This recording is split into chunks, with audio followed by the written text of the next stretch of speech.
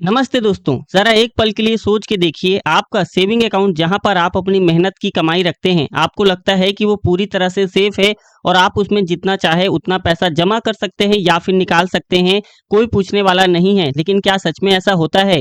क्या आपने कभी सोचा है कि आपके बैंक अकाउंट में होने वाला हर बार का ट्रांज़ैक्शन किसी न किसी की नज़र में होता है? और अगर आपने थोड़ी-सी भी लापरवाही की तो इनकम टैक्स डिपार्टमेंट का नोटिस आपके दरवाजे तक भी पहुँच सकता है। दोस्तों आज की इस वीडियो में हम डिटेल में बात करेंगे इसी टॉपिक के अंदर। एक महीने में आप अपनी सेविंग अकाउंट में कितना लेन-देन कर सकते हैं, कौन सी लिमिट आपको सुरक्षित रखती है और कैसे छोटी-छोटी गलतियां आपको बड़ी परेशानी में डाल सकती है।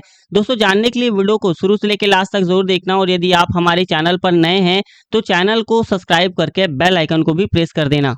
देखो पहले क्या होता था, बैंक अलग सिस्टम पर काम करता था और इनकम टैक्स डिपार्टमेंट अलग सिस्टम पर काम करता था और आदमी बीच में सोचता था कि यार कोई इतना डिटेल में ट्रैक नहीं करेगा। लेकिन अब गेम कंप्लीटली चेंज हो चुका है। आज के टाइम में आपका पैन कार्ड, आपका आधार कार्ड और आपका बैंक अकाउंट सब एक ही दूसरे से कनेक्टेड है। मतलब आपका पैसा कहाँ से आ रहा है, कितना आ रहा है और कहाँ जा रहा है, ये सब साइलेंटली रिकॉर्ड हो रहा है। और सबसे इंटरेस्टिंग बात तो ये है कि आपको कोई डायरेक्टली ऑब्जर्व नहीं कर रहा है, कोई ऑफिसर आपके ट्रांजैक्शन को मैन्युअली चेक नहीं कर रहा है। ये सब ऑटोमेटेड सिस्टम से हो रहा है जो आपकी हर एक एक्टिविटी को एक पैटर्न की तरह देखता है और वहीं से शुरू होती है असली कहानी। आपने कभी एआईएस का नाम सुना है? दोस्तों इसका फुल फॉर्म होता है एनुअल इंफॉर्मेशन स्टेटमेंट। सोचिए ये आपकी एक फाइनेंशियल डायरी है जिसमें आपकी सारी एंट्रीज ऑटोमेटिकली लिखी जा रही है। आपने बैंक में कितना पैसा डिपॉजिट किया, कितना आपने विड्रॉल किया, क्या आपने कोई एफडी बनाई है, म्यूचुअल फंड में इन्वेस्ट किया है या फिर कोई प्रॉपर्टी ट्रांजैक्शन किया है, सब कुछ एक ही जगह रिकॉर्ड हो रहा है। और ये डाटा सिर्फ कलेक्ट नहीं हो रहा है, ये एनालाइज भी हो रहा है।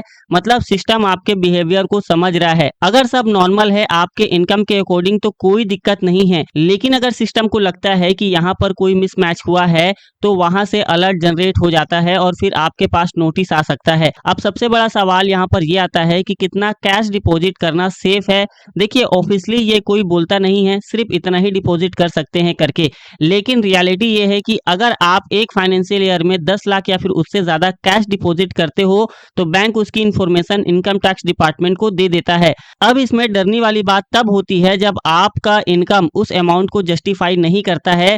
सोचो आपकी एनुअल इनकम 3 लाख रुपए है और आप डिपॉजिट कर रहे हो 8 लाख रुपए कैश। सिस्टम के लिए ये एक सिंपल क्वेश्चन है कि बाकी 5 लाख रुपए इसके पास कहां से आए, और वहीं से आपकी प्रॉब्लम शुरू हो जाती है। अब कुछ लोग स्मार्ट बनने की कोशिश करते हैं, वो सोचते हैं कि चलो एक बार में 10 लाख रुपए डिपॉजिट नहीं करते, थोड़ा थोड़ा करके हम वहां पर डिपॉजिट करते हैं। जैसे कि 90,000 रुपए, 80,000 रुपए, 70,000 रुपए। उन्हें लगता है कि 1 लाख से नीचे है तो यहाँ पर हम सेफ हैं। लेकिन सच ये है कि सिस्टम अब इतना स्मार्ट हो चुका है कि वो इंडिविजुअल ट्रांजैक्शन नहीं बल्कि टोटल पैटर्न को देखता है। अगर आपने 10 बार 90,000 रुपए डिपॉजिट किए तो सिस्टम उसे 9 लाख रुपए ही समझेगा। और फिर वहीं से सवाल होता है इसका सोर्स क्या है। सिर्फ डिपॉजिट ही नहीं मायने रखता बल्कि विड्रॉल भी मायने रखता है, इंपॉर्टेंट होता है। लोग सोचते हैं अपना ही पैसा है, निकालने में क्या प्रॉब्लम हो सकती है। यही सबसे बड़ा मिसकंसेप्शंस है। अगर आप एक साल में 1 करोड़ से भी ज्यादा कैश विड्रॉल करते हो तो आप पर टीडीएस भी लग सकता है। और अगर आप रेगुलर आईटीआर फाइलर नहीं हो तो ये लिमिट 20 लाख रुपए तक जा सकती है। और उसके बाद जो होता है वो थोड़ा सा शॉकिंग होता है। आपका ही पैसा है लेकिन उस पर 2% या फिर 5% का टीडीएस कट हो सकता है, यानी कि आपका पूरा पैसा नहीं मिलता है, कुछ हिस्सा टैक्स के नाम पर भी कट हो जाता है। अब आप सोच रहे होंगे यार सिस्टम इतना स्ट्रिक्ट क्यों हो गया है। दोस्तों इसका रीजन बहुत ही सिंपल है, ब्लैक मनी को कंट्रोल करना और कैश इकोनॉमी को रिड्यूस करना। गवर्नमेंट चाहती है कि मैक्सिमम ट्रांजैक्शन डिजिटल हो, ट्रांसपेरेंट हो और ट्रैकेबल हो। इसलिए जो भी unusual high value cash activity होती है वो ऑटोमेटिकली हाईलाइट हो जाती है। अब मैं तुम्हें एक छोटी सी रियल लाइफ सिचुएशंस बताता हूँ। मान लो एक बंदा है, उसका नाम लेते हैं हम राहुल। राहुल एक सिंपल सा बिजनेस करता है, कैश में काफी ट्रांजैक्शंस उसकी होती है लेकिन वो अपना पूरा इनकम डिक्लेयर नहीं करता है। उसे लगता है कि थोड़ा सा एडजस्ट करने से क्या ही फर्क पड़ने वाला है और वो अपने सेविंग्स अकाउंट में रेगुलर कैश डिपॉजिट करता रहता है। कभी 50,000 रुपए, कभी 70,000 रुपए, कभी 90,000 रुपए। 2 साल तक नॉर्मल चलता है, कोई नोटिस नहीं आता, कोई प्रॉब्लम नहीं होती। राहुल को लगता है सिस्टम को कुछ पता नहीं चल रहा है। लेकिन एक दिन उसके पास कुछ नोटिस आता है, उसमें क्लियरली लिखा होता है 18 lakh cash deposit declare, please explain this source. उस मोमेंट पर राहुल को समझ आता है कि सिस्टम सब देख रहा था, बस एक्शन लेने का टाइम अब आया है।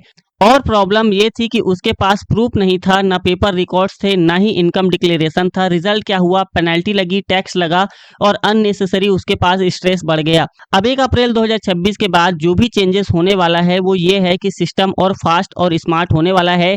एआई बेस्ड ट्रैकिंग इंप्रूव हो रही है और रियल टाइम मॉनिटरिंग बढ़ रही है। मतलब आप जो करते हो वो कल नहीं ऑलमोस्ट तुरंत डिक्लेयर हो जाता है। और सबसे इंपॉर्टेंट बात, पैन कार्ड आधार कार्ड लिंकिंग को और स्ट्रिक्ट बनाया जा रहा है। मतलब आपका फाइनेंशियल आइडेंटिटी और स्ट्रांग हो रही है और स्कैम करना अब और भी मुश्किल हो गया है। अब इसका मतलब ये नहीं कि आपको डरना है या फिर बैंकिंग को यूज करना बंद कर देना है, ऐसा बिल्कुल भी नहीं है। मतलब सिर्फ इतना है कि आपको स्मार्ट बनना पड़ेगा। अगर आपका पैसा जेन्युइन है, आपका इनकम क्लियर है, आपने सब प्रॉपरली डिक्लेयर किया है, तो आपको टेंशन लेने की जरूरत नहीं है। लेकिन अगर आप केयरलेस हो जाते हो, चलता है, एटीट्यूड रहता है, तो प्रॉब्लम आ सकती है। इसलिए एक इंपॉर्टेंट अप्रोच को फॉलो करना जरूर चाहिए।